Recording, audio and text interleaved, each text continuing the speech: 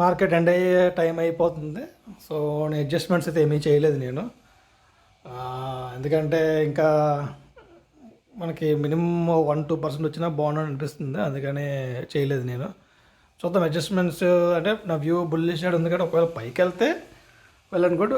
ఒకవేళ కిందకి వెళ్ళకపోయినా ఎక్కడ ఉన్నా అట్లీస్ట్ ఎక్కడో దగ్గర ప్రాఫిట్ వచ్చే ఛాన్స్ అయితే ఉందని అనుకుంటున్నాను. Let's see on Thursday. రేపు హాలిడే కాబట్టి నిఫ్టీ ఎక్స్పైరీ రోజు ఏమన్నా కన్సల్టేషన్లో ఉండిపోయినా సరే మనకి అట్లీస్ట్ 1-2% ప్రాఫిట్ ఇచ్చినా ఎగ్జిట్ అయిపోదాం. మళ్ళీ ఈ బ్రేక్ ఈవెన్స్ ఏదైతే ఉందో ఈ రేంజెస్ చేంజ్ చేసుకొని మనం స్ట్రాటజీ వేద్దాం.